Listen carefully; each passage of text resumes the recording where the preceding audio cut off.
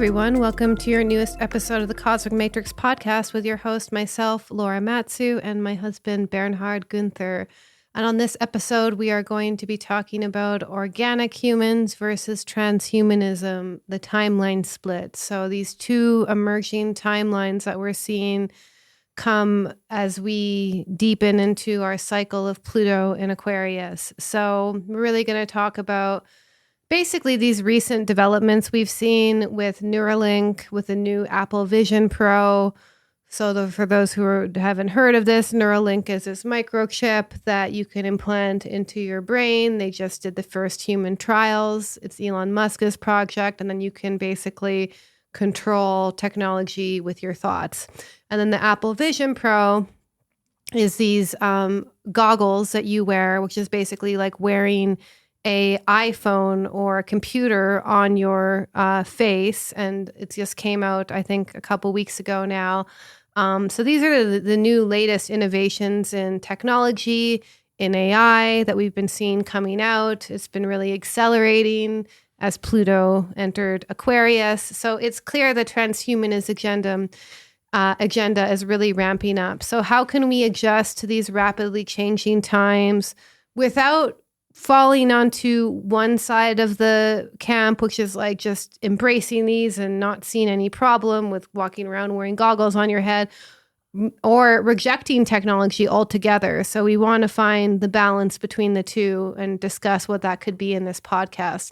We're going to talk about this religion of transhumanism, which seems to be gaining popularity, namely this idea that you can live forever, that you don't have to ever age, you don't have to ever die, chasing after the fountain of youth, merging man with machine in many ways to achieve that. We're going to talk about the splitting of humanity, how there seems to be two distinct timelines emerging out of this that manifest in different ways. We're going to share to you what timelines are personally and collectively.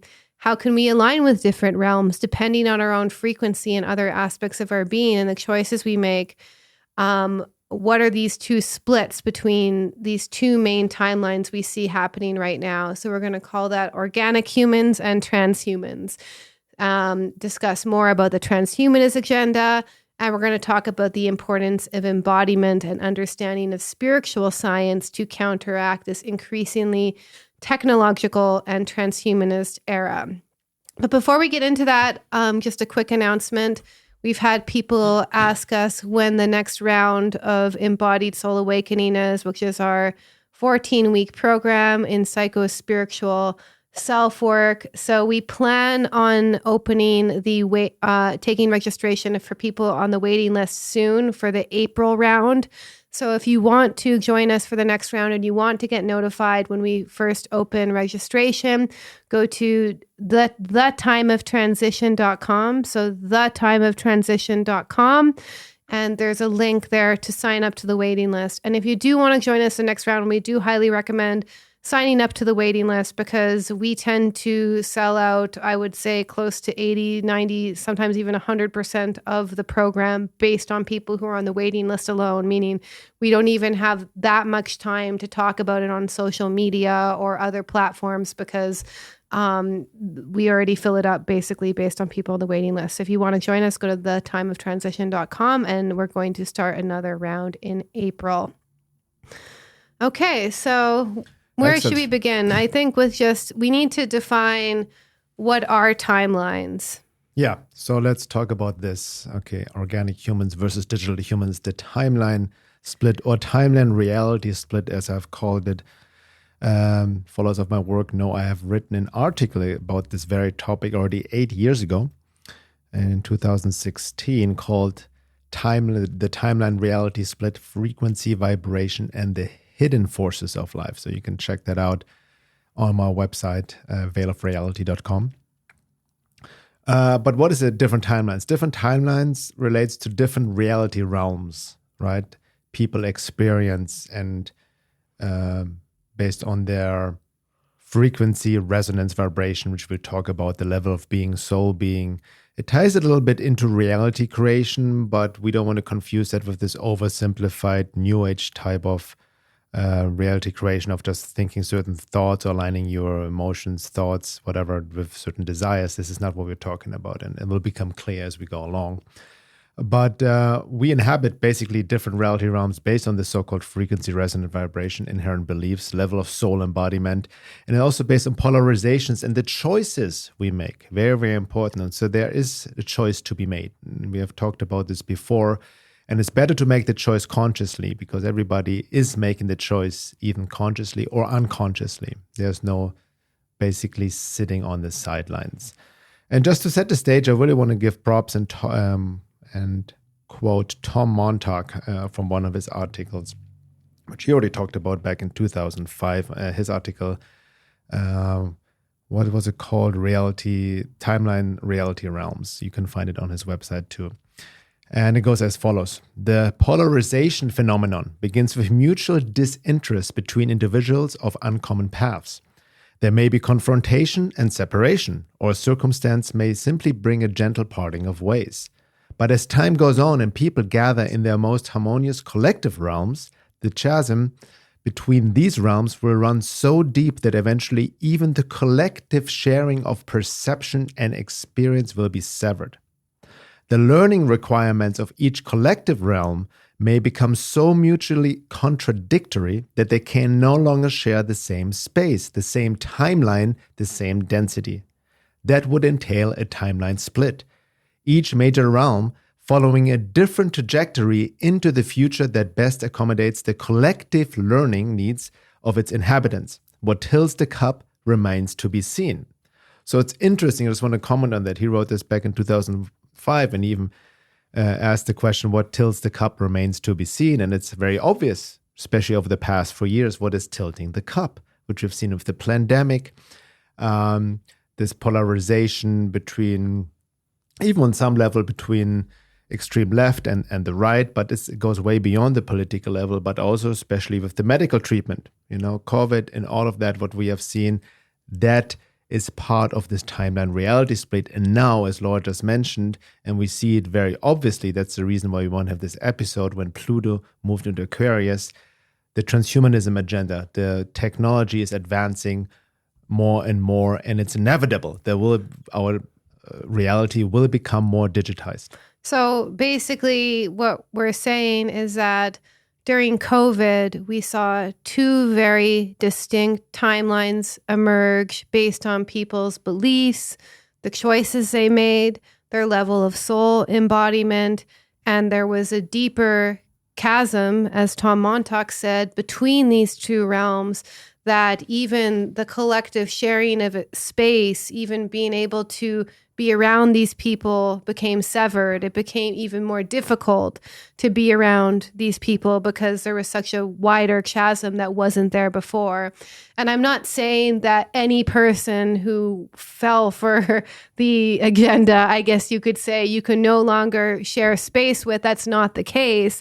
But there might be a certain intimacy that changed in certain friendships because of what's happened over the past few years, where you might just not even bump into these people. You might not even happen to be interested in the same things, interested in the same topics.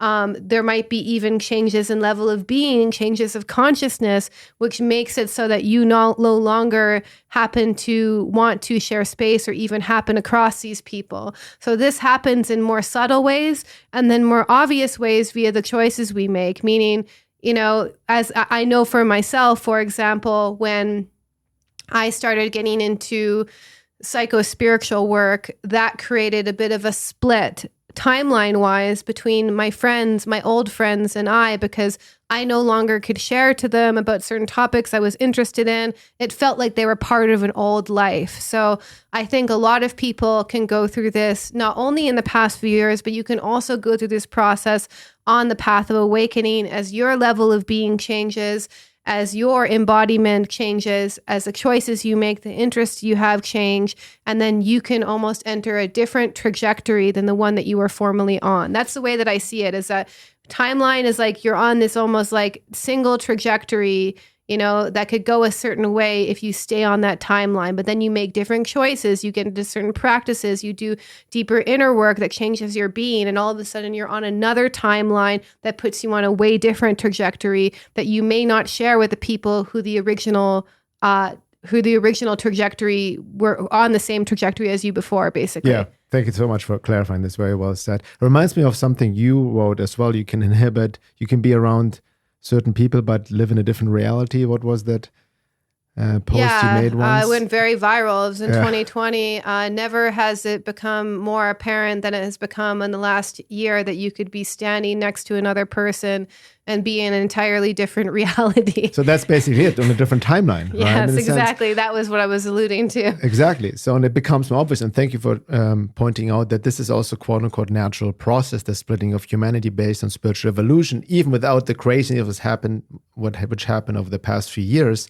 As Laura rightly mentioned, when you're engaged in sincere inner work, spiritual awakening, and the process of individuation, you naturally get on a different timeline trajectory than the consensus mainstream. Yeah, and I have to say that's the most profound way, is when your level of being changes, the timeline you're entering will radically change. So you can make all the external changes you want, change your political orientation, change your, cognitive beliefs, but if your level of being changes, that tends to create the most radical timeline shift. Thank you for saying. So that's why, again, I want to really emphasize that this is different and actually has nothing to do with this new age idea of you create your own reality based on whatever you visualize, want to manifest, align your emotions with certain scenarios. That's not what it's based on. It's based on level of being and frequency, resonance, vibration, which the new age has also distorted. We'll talk about it shortly, what it's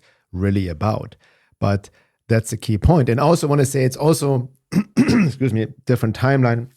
We talk about different timelines, as we see as part of humanity is pushed towards a digitized path, right? That ties into the hyperdimensional agenda and all of that, and the takeover of humanity. We'll address that even more so in the second hour. But the organic path towards awakening, it does not mean there's this whole idea of saying that, we're going to ascend to 5D. It's kind of a new age term as well. And people literally believe they're going to live in a different reality, removed in heaven or even on a different planet. That's not what we're talking about as well. We're still living all together on this planet here, but on different trajectories. It's hard for the mind to conceptualize, but it's becoming more obvious within your own inner life. Yes. So you want me to read this quote also by Lisa Renee? Yeah, that ties also another one to set the stage. I also quoted her in my article, Timeline Reality Split. And yeah, go ahead. So she says, the split is occurring between timelines which govern our continued consciousness, energy, expression on this earth plane as is moving into future time. The bifurcation of time is forcing a direction which will accelerate volatile change in areas as well as people that are energetically stagnant or regressive. This change in the nature of timelines pushes humanity to make choices from the mental attitudes that have been formed from the worldview, perception, and level of consciousness. So they're making choices from their worldview, from their level of consciousness. Yeah. Thus, the choice is made between the negative ego layers or the spiritualized higher self. The lower the quality of overall energy, the more unstable and disconnected the personal and environment on experience on Earth will become. That actually also aligns with what David Hawkins says, where he says that basically below the frequency of 200 is one of disempowerment, and above 200 is one of empowerment. And when you're below 200, you tend to attract more unstable and chaotic circumstances into your life, basically. And she says the higher quality of overall energy, the more stable and connected the personal and environment experience on Earth will become. So there's a harmonizing effect of being above 200, which David Hawkins also spoke about.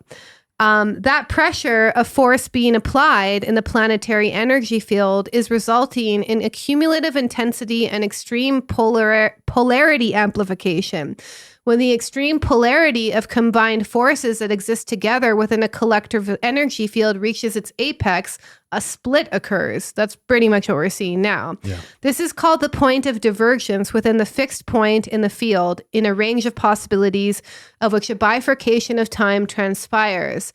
Those who are left unaware or refuse to take responsibility for negative ego behaviors and perpetuating lower fundamental frequency will undergo extreme pressure to change. That pressure will amplify in all directions and feel volatile. So it is very important to pay attention, choose wisely, and not allow oneself to be carried off aimlessly by the powerful world of forces into a destructive direction.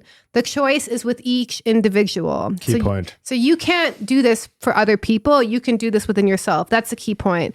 As more people undergo the bifurcation of time, this will start to gather and attract similar people with similarly resonating frequencies to form into a group consciousness or consensus realities. So, I mean, the simplest way to put this is one thing I noticed when I used to take like the subway and public transportation a lot is depending on the mood that I left my house in, was depending on the kind of people I would come across. So like if I did my own spiritual practice and put myself in a good place before I left, I would attract very harmonious, synchronicitous experiences. It would feel very in flow. If I was in a bad mood, if I was like just not feeling good or feeling unwell or just grumpy, and then I would also attract much of the same. So this works in a more macro and micro level all the time, basically. And it doesn't mean that every single person you come across is a reflection of your frequency. It's just almost a general like flow of things, the way that we organize our collective as collective groups. Yeah. No, it's really fascinating because, again, I wrote this article 8 years ago where I quoted Tom Montag as well with my own thoughts around it, and Lisa Renee, who wrote this, I believe, 2015. So what everybody's written here and alluded to is obviously very obvious right now, looking at the past 3 or 4 years, and it's intensifying. But one of the things she also mentioned here is very important to understand, quote, those who are left unaware or refuse to take responsibility for negative ego behaviors is basically, excuse me, for your shadow projections, triggers. For not doing inner work. For not doing inner work, basically, right? And perpetuating the lower fundamental frequency, meaning just reacting mechanically of your lower nature, will undergo extreme pressure to change, meaning they experience even more pressure, which will result, we've talked about this before, in more disintegration and people literally losing it, becoming psychotic, mentally ill, and to relieve the pressure valve, they will project it more onto other people or the other side. Yeah. Right? It has to go somewhere. It has to go somewhere. It will either go into the body and then manifest as some sort of psychological or even physical illness, or it'll be projected onto the world, which will also create disharmony in their relationships. And I don't care what political spectrum they're on, left, middle, right, it doesn't matter, as long as you do not do this inner work, right? And own your projections, retrieve them, do the inner work to make your shadow conscious. So you use the pressure inwards, as it's called in esoteric science, to burn the fire of transmutation by, via not giving in to the temptation to project externally. You actually transmute your inner being and connect to your true selves, bring the psychic being, the soul, to the front. That's a transmutation. That's how you align, as she says, then with the higher self and the higher value. So it's a battle also over soul versus ego. Well, yeah, and that's also this Aquarius archetype is the ultimate evolution of the Aquarius archetype is to be individuated, to be connected to the true self. On the shadow side, it is psychological shock, fragmentation, splitting, like you become psychologically fractured to the point where you're just completely disorientated. You don't know who you are anymore. And it's insanity and mental illness is also part of the shadow side of the Aquarius archetype. So, you know, we could see a lot of people potentially, I think we're seeing it already, if I'm just observing what I see sometimes on social media, is they're psychologically disintegrating because they're not taking responsibility for what needs to be done internally. Yeah, even within the so-called, we've talked about this before, the so-called truth movement and the black-pilled agenda and everybody freaking out that everybody's a psyop, controlled op, and very much based on lack of emotional intelligence and people just projecting on each other. Not only that, I see a lot of people share I've seen multiple threads of people on Twitter being like, oh my God, I can't sleep. I'm waking up, I'm in fight or flight. I feel like something bad's going to happen. They're obviously, in my view, in a state of hypervigilance and chronic dysregulation and stress, and it's now affecting their sleep and their ability to focus. And a lot of people I notice are not recognizing, okay, these are actually signs of trauma, of dissociation, of that you've gone through something traumatic and something needs to be looked at. So, I think we need to really become aware of what happened over the past few years and how that can affect us. Yeah. Okay, let's now look more in detail on the practical level. What is this timeline reality split based on? The splitting of humanity, right? Which, by the way, also many other esoteric spiritual traditions have talked about. Even Sri Aurobindo and the Mother hinted at this splitting of humanity. Why? Because number one, not everyone is here to quote unquote awaken during this cycle, because there are different soul levels with literally now over 8 billion people on the planet. We have to understand that. Right? And there's nothing wrong with it. That's just as part of the bigger picture of the evolution of consciousness over lifetimes and lifetimes. And there's some older souls, some younger souls. Again, no judgment. Nobody's better or worse, but they're different soul lessons. And I want to also go back to what Tom Montauk said, that it's all about learning lessons. It's not a value judgment in terms of who's better or worse. So we need to be really careful with that. And just to differentiate, awakening is also not being aware of what's going on in the world and all the agendas and all the psyops. We're talking about awakening to your true nature and ultimately uniting the soul with the divine. It's not anything based on your external beliefs. Exactly. Not some informational awareness of how you think the matrix works. Exactly. Very important point. And number two also ties into number one, the quality and level of being. What is level of being? Gurdjieff talked about this a lot, many other esoteric traditions. That's your level of soul development. Basically, in a nutshell, how much you're connected already to essence, and the true self and the soul and your true essence, the higher self, is in charge, is the master, as opposed to the conditioned or wounded ego personality. So that also ties into frequency, vibration, which I touch on shortly. Number three, and what we're seeing right now, and that ties into the topic of this podcast, spiritual connection versus materialism, or organic versus digital evolution, so to speak, because we are in the age of materialism, right? And many people do not have a spiritual connection, let alone any connection, aspiration to the divine. A lot of people deny the divine, are atheists, hardcore materialists. And when I talk about the age of materialism, again, it doesn't imply to judge money as evil or anything materialistic as evil. That's the other trap of the aesthetic religions and all of that. No, it's part of life. It's not black and white, but it's need to be grounded in a spiritual connection. Well, the belief of materialism goes beyond what we need to differentiate that from materialistic exactly. Values, like, just believing that like money and a nice car or whatever will make you happy. That's an aspect of materialism. But materialism basically states that anything that we can't detect with a scientific instrument or detect with the five senses is not real. So etheric energy is not real. Quantum energy is not real. So it's basically anything with the scientific method or that can be termed with the five senses is real. And spiritual energy, that's just woo-woo, like garbage, basically. Exactly. So that's we talked about this, the importance of having a spiritual science, because wherever there's a spiritual vacuum, that's where other forces can hijack that vacuum and occupy that within humans.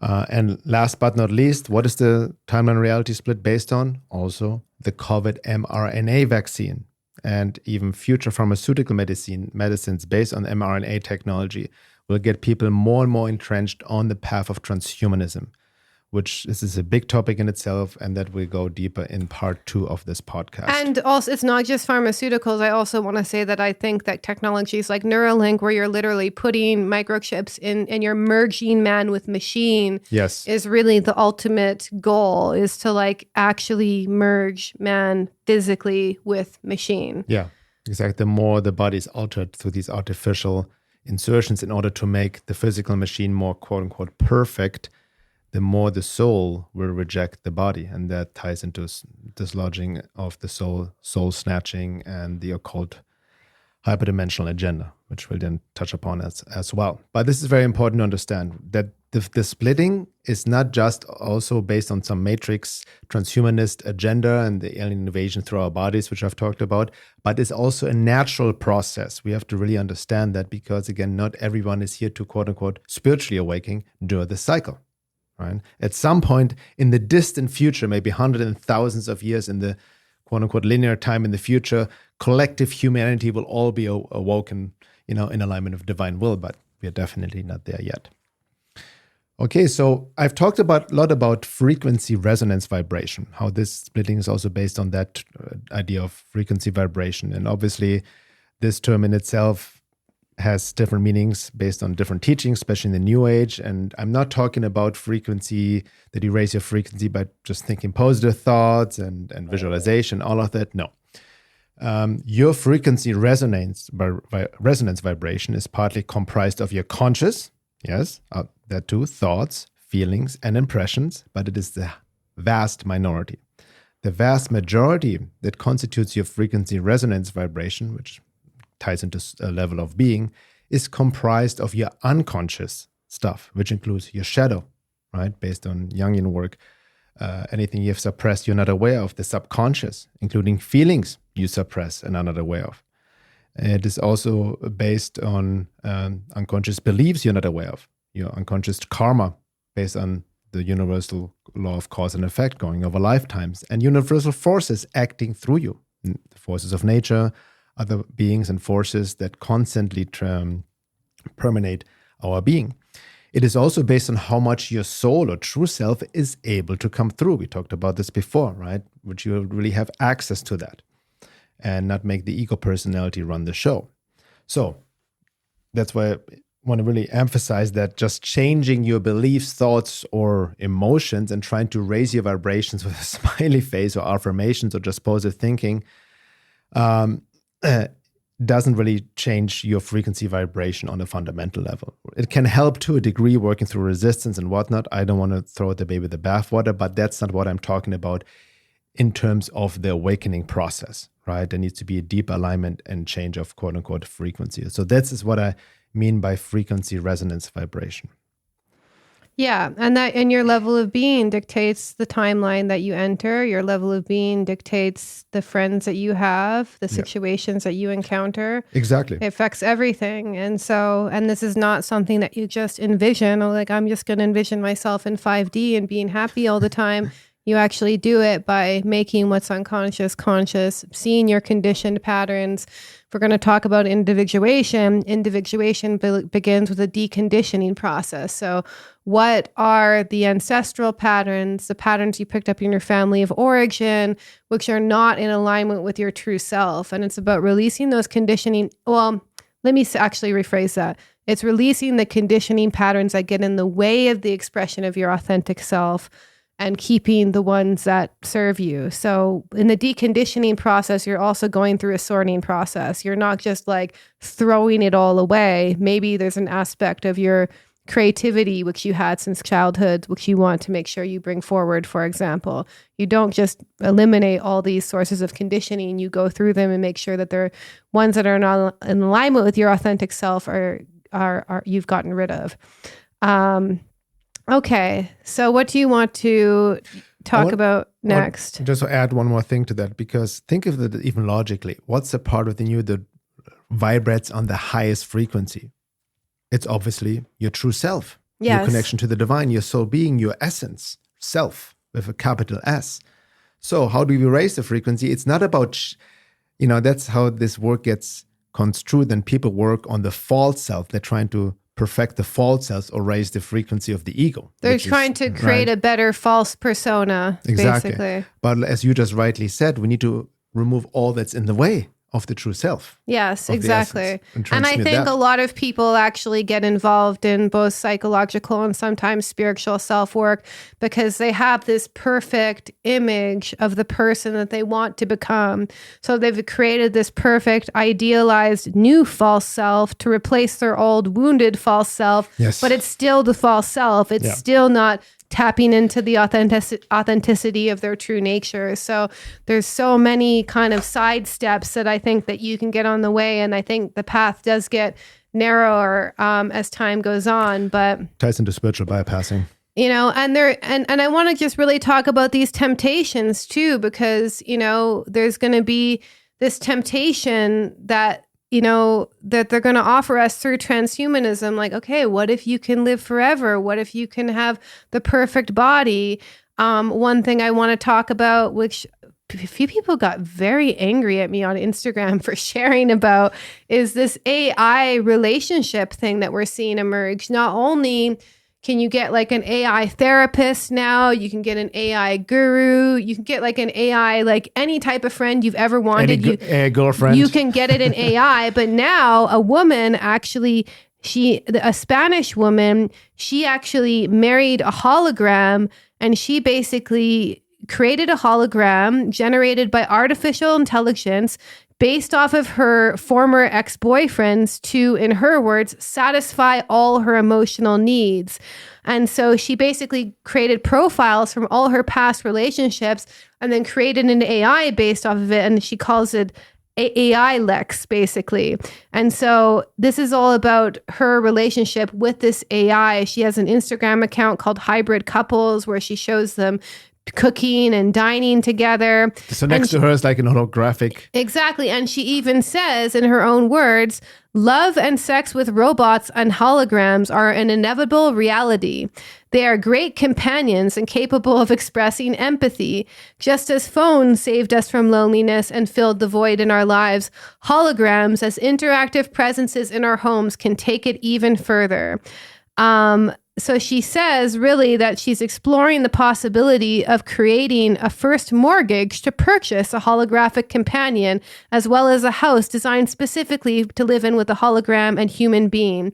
So she's really like saying, like, take out a mortgage so that you can design your perfect hologram boyfriend, because then you'll never have to be lonely again. You're going to have the perfect companion, basically. So that's the temptation. And she says and she really feels that it's inevitable. And I would actually argue that I agree with her, even though I wouldn't want to go down this path myself, mainly because if you look at like how I think that the impact of the introduction of smartphones has been devastating in many ways to human relationships. Like, they've helped people connect with people all over the world. I'm not saying that they've been altogether devastating, but there has been an impact. And I think we're seeing it mainly on the younger generation. And you hear stories, I hear lots of stories now of teachers these days of like, these kids are addicted to smartphones. They barely know how to read. They barely know how to have a conversation with someone. They're not entering into any relationships. They don't have any friends. They just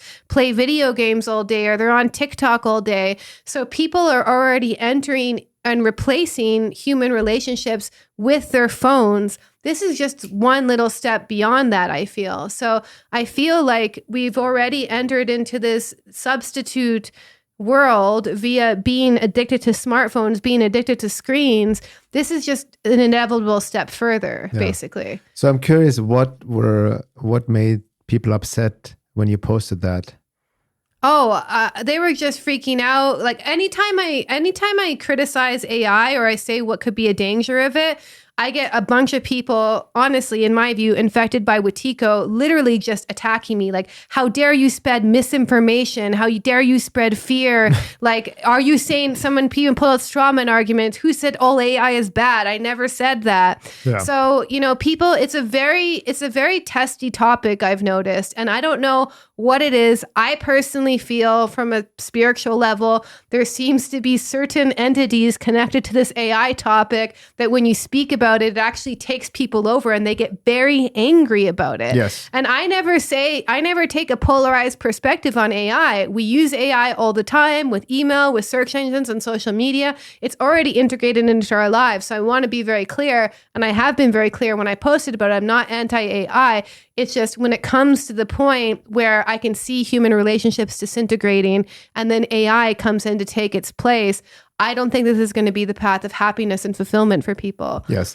So let's address that, since we talk about these two paths, the organic and digital path, but we want to be clear, we don't want to fall into extremes and now reject all technology and live in, that's a whole knee-jerk rejection itself. Yeah. Because everything that's part of Pluto and Aquarius, everything needs to be spiritualized, and technology can be our friend if we use it wisely, coming from an embodied place connected to essence. Yeah. What level of consciousness are we using it with? Exactly. So the question you were alluding to, is all AI evil? No, it's not. Right? So I've got to check our own triggers.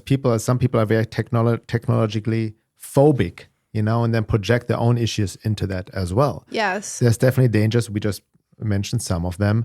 But not all AI is evil. Like you said, we're already using it a lot. Technology, even now with our podcasts, and certain software we use helps us to become more efficient. The spell check, you know what? I use a spell check program, which has become recently integrated with AI in the past year.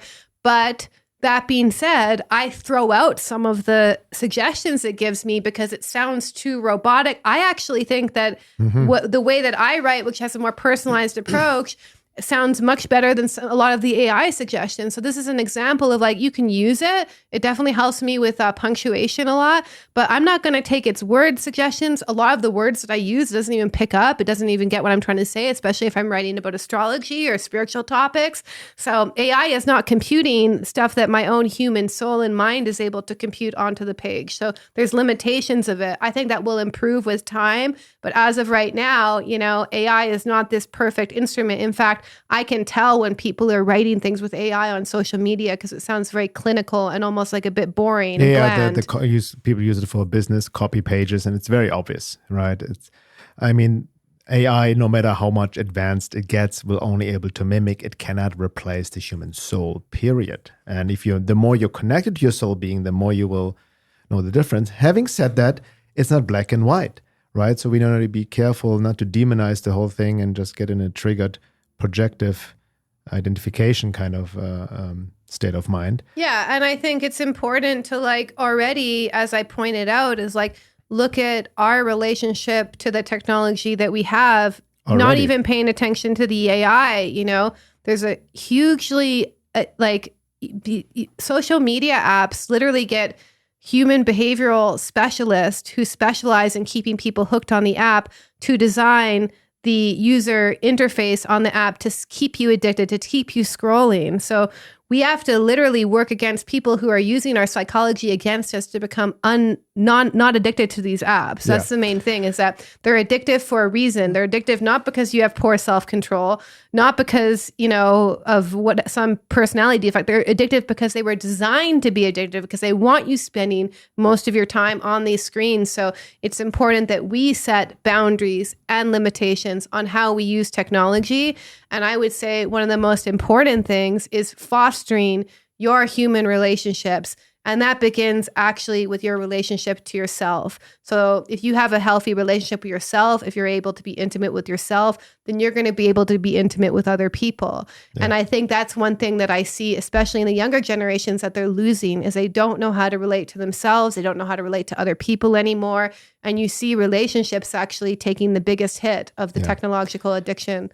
And some people are worried that AI and the digitization and technologization of society takes away all these jobs. And I would say, yes, a lot of jobs will become obsolete. But the part of it also a natural process.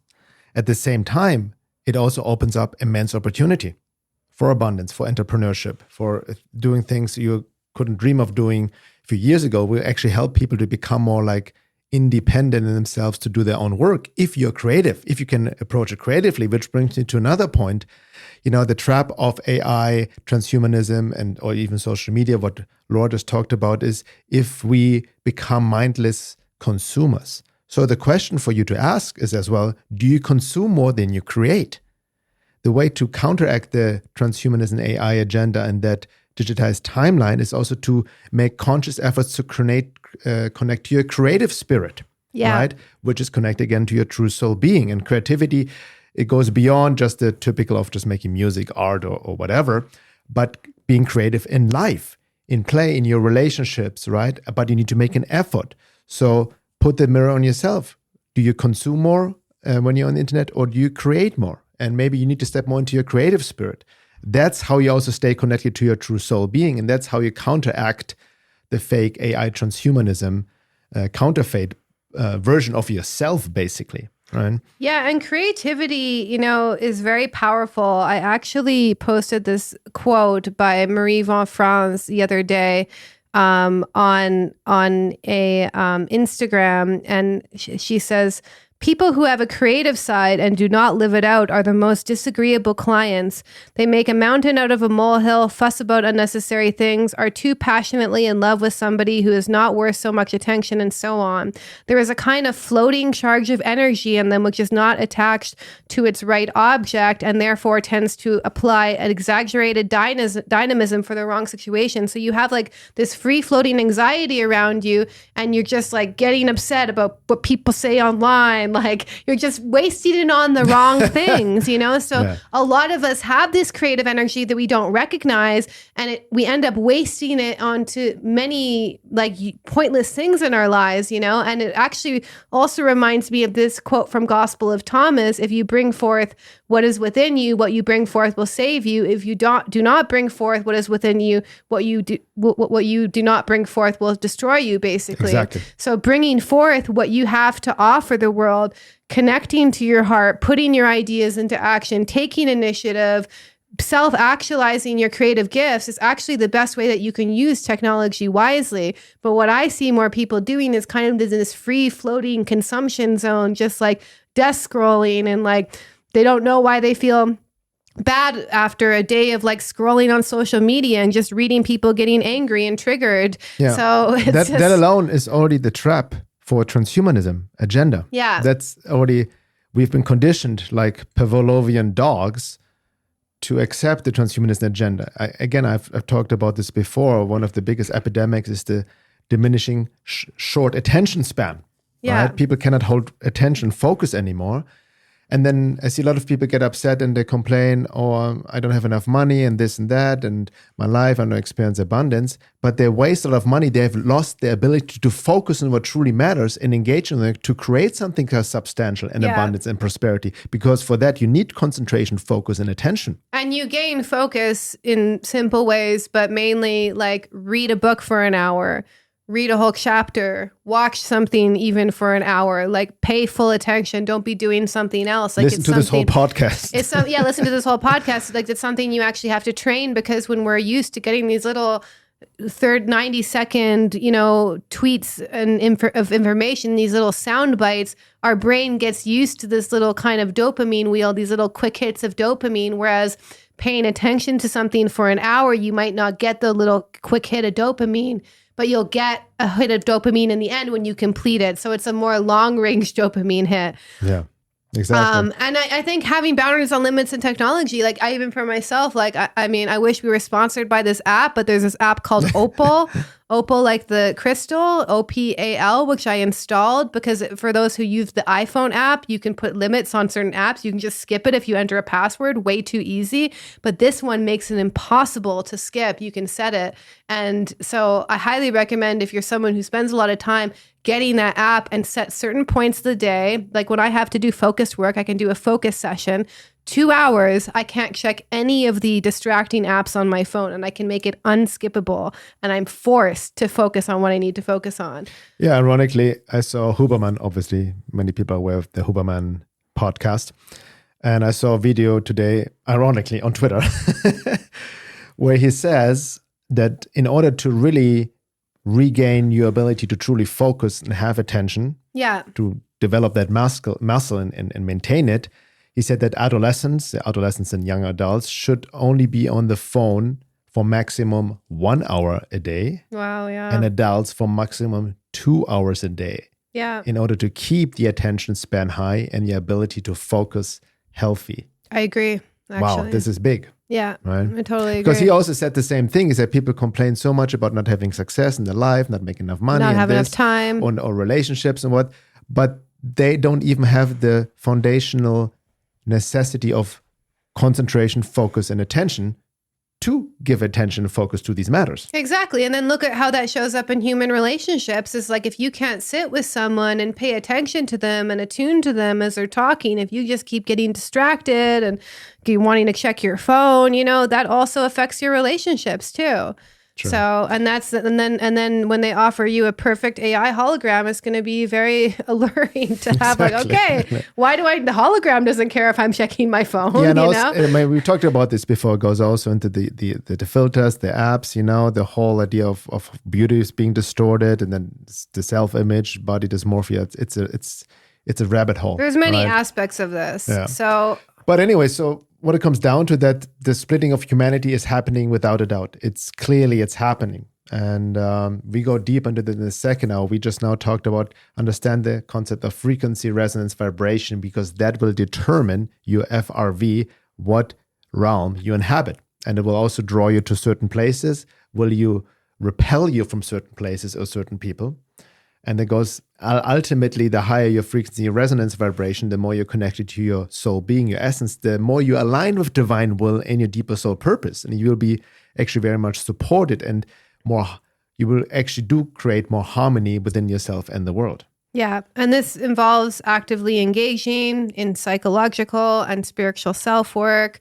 So, there's many different modalities and tools. It involves, especially if you're dissociated, which is another keyword for Aquarius, healing trauma so that you're back in your body again. When you're back in your body again, learn how to feel your emotions again, be present with what is, be able to feel into your emotions, let go, engage in shadow work so that you can understand where you project your shadow, your negative shadow onto others, your positive shadow onto others, which basically helps you connect to self.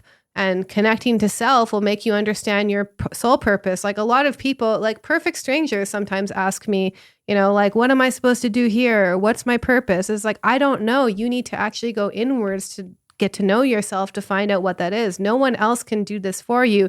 No one else can tell you how to do it. That's an aspect of almost externalizing the process. And then also using technology wisely, the necessity to really set boundaries if you have these sort of addictions so that you can take time and reconnect with yourself as well.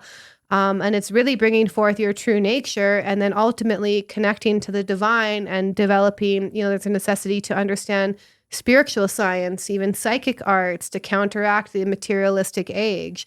And I do think the emergence of spiritual science could be an aspect of Pluto and Aquarius too. Mm-hmm. All right. So with that being said, in the second hour, we talk more about topics we can't really speak about in the first hour. So we dive deeper into the mRNA technology and the vaccine, how that ties into the transhumanism agenda and the splitting of humanity, the dislodging of the soul and entrapment in the afterlife, which we have alluded to before, Thomas Meyer's work and others. But we want to dive deeper into that and really tie this into this current agenda of transhumanism, which is becoming more obvious, especially because recently it's very fascinating. France has criminalized any criticism of mRNA medical treatments. It's punishable up to 3 years and in prison and $45,000 in euro. Yeah. And I also want to speak to, there's also other ways that are becoming very popular and reaching epidemic proportions that can dislodge the soul, like the pharmaceutical epidemic, especially psychiatric drugs. There's the fentanyl epidemic. There's also the drugs that they put you on to get off of fentanyl, which are also, I've been on them myself, can also make you feel like you don't have a connection to your soul anymore. So there's multiple factors behind this. Yeah. And then also how a spiritual vacuum and lack of spiritual aspiration actually creates the right conditions for the transhumanist takeover and those hostile forces. And then we also touch upon how this actually relates to Atlantis and ancient Egypt and our karma connected to that as well. So if you're not really already a member to have access to the second hour, you can sign up at my website, veilofreality.com/membership, or look at the menu under membership. And then you will have access to all the second hours of over 120 episodes so far. and we'll be right back. Thank you for listening.